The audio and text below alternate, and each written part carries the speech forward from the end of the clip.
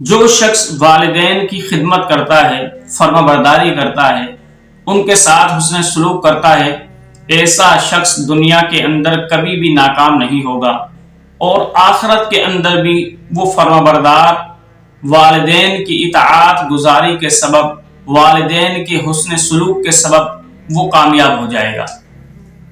کیوں؟ اس لیے کہ قرآن مقدس میں اللہ رب ذوالجلال نے جا بجا ہمیں اپنے والدین کے ساتھ حسن سلوک کا حکم دیا ہے۔ احادیث کے اندر بھی یہ ہے کہ حضور صلی اللہ علیہ وسلم نے فرمایا، ماں اور باپ یہ دونوں تیرے جنت کے دروازے ہیں، دو، اگر ان کو راضی رکھو گے تو دونوں جنت کے دروازے تمہارے لیے کھلے رہیں گے، جس دروازے سے چاہو جنت کے اندر داخل ہو جاؤ۔ اور تاریخ بھی بتاتی ہے کہ جس شخص نے بھی ماں باپ کی خدمت گزاری کی ہے، اللہ رب ذوالجلال نے اس کو کبھی بھی تنگ حال نہیں کیا، بلکہ ماں باپ کے فرما بردار کو اللہ رب ذوالجلال نے کامیاب اور کامران ہی کیا ہے۔ حافظ ابو نعیم نے ایک بہت پیاری روایت لکھی ہے۔ وہ لکھتے ہیں کہ ایک شخص تھا، وہ بیمار ہو گیا، اس کے 4 بیٹے تھے۔ ان میں سے ایک بیٹے نے اپنے سارے بھائیوں کو بلایا اور ان بھائیوں سے کہا کہ جو بھی والد صاحب کی خدمت کرے گا اس بیماری کے دنوں کے اندر تو وہ وراثت نہیں لے گا۔ اب کون خدمت کرنا چاہتا ہے؟ اب ہر انسان لالچی ہوتا ہے۔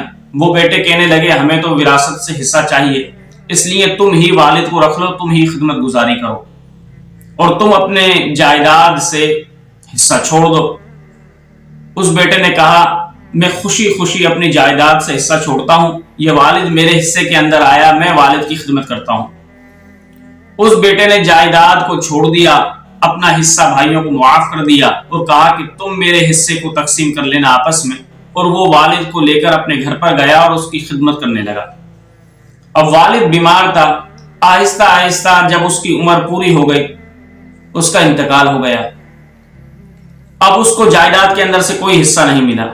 اب بیچارہ غربت کے دن گزار رہا تھا تو بیوی نے روز اس کو تانا مارا کہ تم نے والد صاحب کی خدمت لی اور جائیداد سے حصہ چھوڑ دیا، اب کیا فائدہ ملا تجھے والد کی خدمت کا؟ وہ روز بیچاری تانے مارتی کیونکہ غربت کے دن تھے۔ تو ایک مرتبہ کیا ہوا، وہ رات کو سویا خدمت گزار بیٹا تو خواب کے اندر اپنے والد کو دیکھتا ہے۔ تو والد اپنے بیٹے کو کہتا ہے، اے میرے بیٹے فلاں جگہ پر 100 دینار ہیں، جا ان کو نکال اور تو اپنے خرچ کے اندر ان کو استعمال کر۔ تو بیٹے نے خواب کے اندر ہی اپنے والد صاحب سے پوچھا، ہے والد کیا اس 100 روپے کے اندر برکت ہوگی؟ تو وہ کہنے لگا کہ نہیں، ان میں برکت نہیں ہوگی۔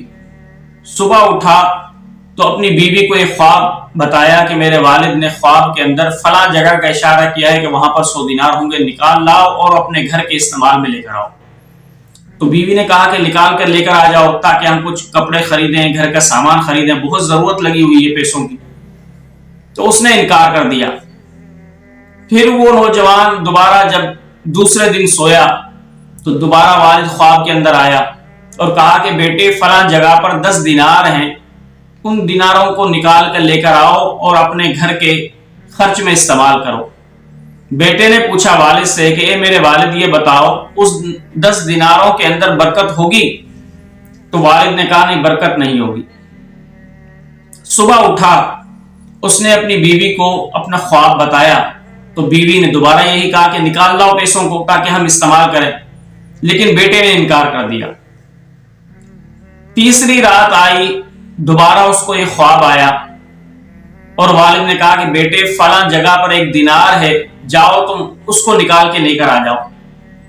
بیٹے نے والد سے کہا کہ اے میرے والد کیا اس 1 دینار میں برکت ہے؟ تو والد نے کہا کہ ہاں اے میرے بیٹے اس 1 دینار کے اندر برکت ہے۔ وہ بیٹا صبح اٹھا، جو والد نے جگہ بتائی تھی اس جگہ پر پہنچا، اس زمین کو کھودا، واقعی وہاں پر دینار نکال کے لے کر آیا اور گیا بازار۔ دل چاہ رہا تھا کہ اب میں آج مچھلی کھاؤں اور گھر کے اندر مچھلی پکے، تو وہ بازار گیا 1 دینار لے کر، اس نے 1 دینار میں 2 مچھلیاں خریدی۔ 2 مچھلیاں خرید کر کے گھر آیا تو اس نے جب مچھلیوں کا پیٹ چاک کیا تو دونوں مچھلیوں کے اندر سے ایک ایک موتی نکلا، اور وہ اتنا قیمتی موتی تھا کہ اس کی قیمت کوئی غریب آدمی، کوئی سنارا ادا نہیں کر سکتا تھا۔ حتیٰ کہ خدا کی قدرت دیکھیں کہ والد کے فرما بردار کی اللہ کیسے مدد کرتا ہے کہ بیٹھے بیٹھے اس وقت کے بادشاہ کے دل میں خیال آیا کہ میں ایک تاج بناؤں، اس نے تاج بنایا۔ پھر اس کے دل کے اندر خیال آیا کہ اس تاج کے اندر ایک نگینہ بھی ہونا چاہیے، ایک موتی بھی ہونا چاہیے، اور وہ ایسا ہو کہ کسی بادشاہ کے پاس ایسا موتی نہ ہو۔ اس نے پھر اپنے کارندوں سے کہا بادشاہ نے کہ میں نے تاج بنا لیا ہے، مجھے ایک موتی کی ضرورت ہے، اور ایسا نایاب موتی ہو کہ جو کسی کے پاس نہ ہو۔ اب اس کے کارندے سناروں کے پاس گئے تلاش کرنے کے لیے، لیکن نہیں ملا۔ ہوتے ہوتے ان کو یہ اطلاع ملی کہ ایک نوجوان ہے، اس کے پاس 2 موتی ہیں، اگر تم خریدنا چاہو تو خرید لو، لیکن بہت ہی قیمتی موتی ہیں، ان کی قیمت ادا کرنا انتہائی مشکل ہے۔ وہ بادشاہ کے سپاہی اس نوجوان کے پاس گئے، جبکہ موتی دیکھا تو واقعی وہ بڑا نایاب موتی تھا۔ انہوں نے 30 رتل سونے کے عوض ایک موتی خرید لیا اور بادشاہ کی خدمت میں پیش کر دیا۔ بادشاہ نے جب ایک موتی تاج کے اندر لگایا تو اس کے دل کے اندر خیال پیدا ہوا دوبارہ کہ میں اس تاج کے اندر اس جیسا ہی ایک دوسرا موتی بھی لگاؤں۔ پھر اس نے اپنے سپاہیوں کو بلایا اور کہا کہ دوبارہ مجھے اس جیسا موتی چاہیے، اگرچہ ڈبل قیمت ہی مجھے کیوں نہ دینی پڑے۔ تو وہ سپاہی دوبارہ اس نوجوان کے پاس گئے اور کہا کہ اے نوجوان، اگر تم موتی بیچنا چاہتے ہو تو بادشاہ خریدنا چاہتا ہے، اور بادشاہ کہتا ہے کہ اگر تم ڈبل قیمت لینا چاہتے ہو تو میں ڈبل قیمت دینے کو تیار ہوں، یہ موتی مجھے دے دو۔ نوجوان مان گیا اور نوجوان نے وہ دوسرا موتی بھی بادشاہ کو فروخت کر دیا، اور بادشاہ نے اتنا پیسہ اس کو دیا کہ وہ سارے بھائیوں سے امیر ہو گیا۔ بزرگان دین فرماتے ہیں کہ دیکھیں والد کی اس نے خدمت کی، اللہ رب الجلال نے والد کی خدمت کے اجر میں اس کو ضائع نہیں کیا، بلکہ والد کی خدمت کے اجر میں اللہ رب الجلال نے اس کو دنیا میں اتنا نواز دیا کہ وہ سارے بھائیوں سے امیر ترین ہو گیا اور پوری زندگی خوشحالی کی وہ گزارنے لگا۔ یہ ہوتی ہے والدین کی خدمت گزاری، کہ جو شخص بھی والدین کی خدمت کرتا ہے، فرما برداری کرتا ہے، ان کے ساتھ حسن سلوک کرتا ہے، تو وہ شخص دنیا کے اندر کامیاب ہو جاتا ہے۔ اور حضور علیہ الصلوۃ والسلام نے فرمایا جو شخص بھی والدین کی خدمت کرتا ہے، قیامت کے روز اللہ رب الجلال اس شخص کو والدین کی خدمت کے عوض جنت میں داخل کر دے گا۔ لیکن اگر کوئی نوجوان والدین کی خدمت گزاری نہیں کرتا، ان کا دل دکھاتا ہے، ان کو تکلیف دیتا ہے، تو یاد رکھیں ایسے نوجوان کی نہ نماز قبول ہے، نہ روزہ قبول ہے، نہ حج قبول ہے، نہ زکوٰۃ قبول ہے۔ اللہ رب الجلال اس کی کوئی عبادت قبول نہیں کرتا جب تک کہ وہ ماں باپ کی نافرمانی کرتا رہے اور ماں باپ کے دل کو دکھاتا رہے۔ حضرت علقمہ حضور صلی اللہ علیہ وسلم کے زمانے میں ایک نوجوان تھا، اس کا جب آخری وقت آیا تو صحابہ اس کے پاس گئے، اس کو جب کلمے کی تلقین کی تو اس کی زبان پر کلمہ جاری نہیں ہو رہا تھا۔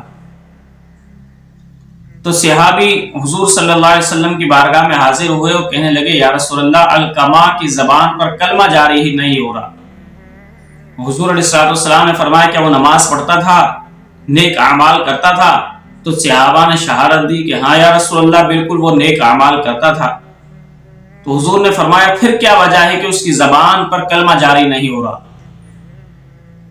پھر حضور علیہ السلام نے حکم دیا کہ ان کی والدہ کو بلایا جائے۔ والدہ آئیں تو والدہ سے پوچھا حضور نے کہ اے اماں، یہ تو بتاؤ کہ تمہارے ساتھ تمہارے بیٹے کا معاملہ کیا تھا؟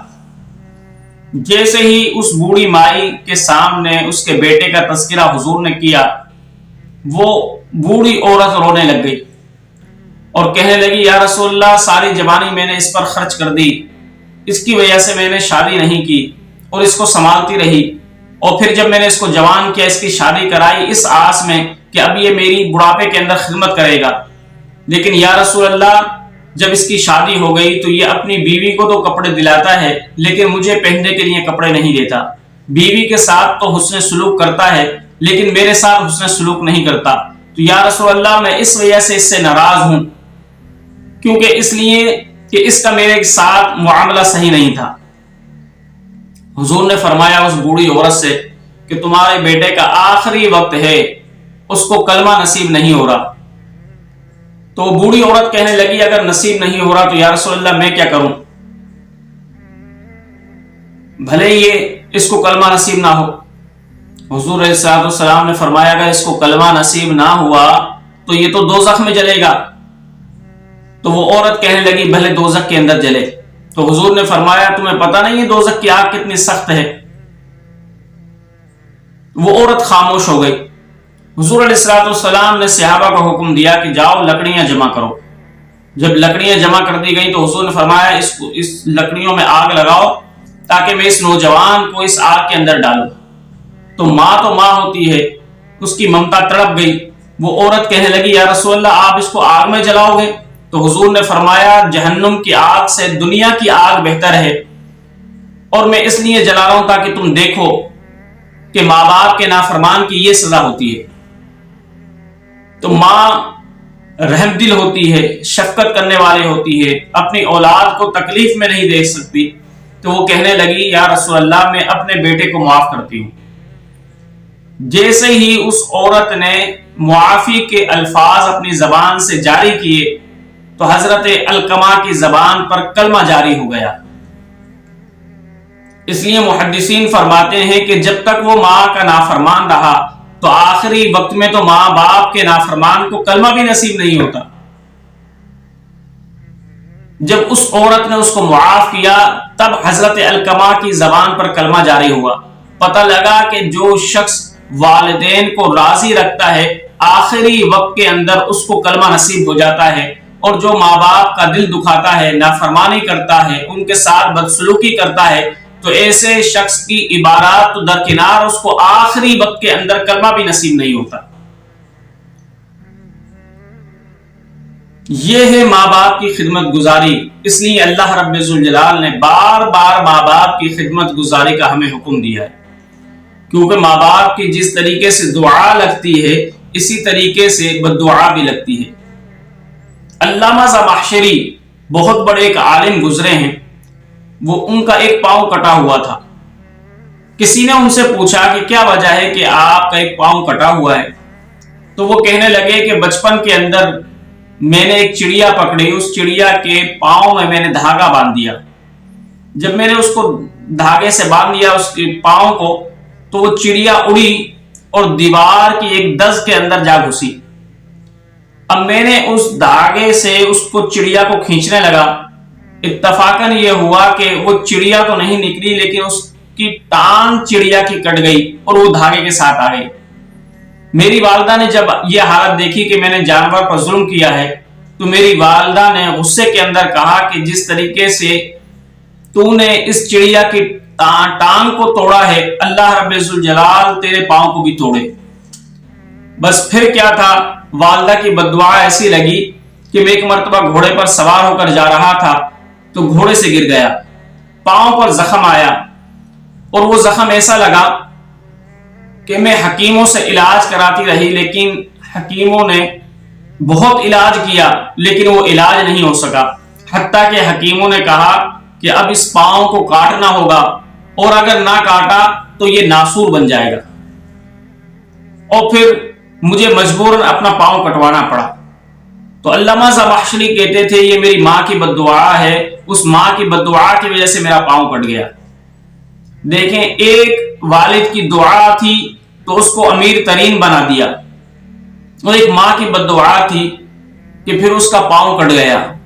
اس لیے حضور علیہ الصلوۃ والسلام نے فرمایا ماں باپ جنت کے دو دروازے ہیں، اگر چاہو تو اپنے لیے جنت خرید لو اور اگر چاہو دوزخ خریدنا تو پھر ماں باپ کے ساتھ بدسلوکی کرو، آپ کو دوزخ مل جائے گی۔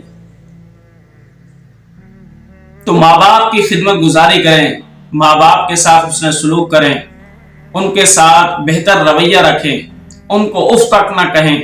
اگر آپ ماں باپ کے ساتھ بہتر سلوک کریں گے تو پھر اللہ رب الجلال دنیا میں بھی آپ کو کامیاب کرے گا اور آخرت کے اندر بھی آپ کو کامیاب کرے گا۔